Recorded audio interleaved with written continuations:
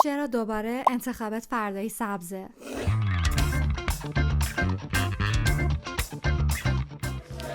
چرا دوباره فردای سبز رو انتخاب کردی؟ فردای سبز یکی از بهترین اساتیدها رو در کرمان داره. چرا دوباره فردای سبز رو انتخاب کردی؟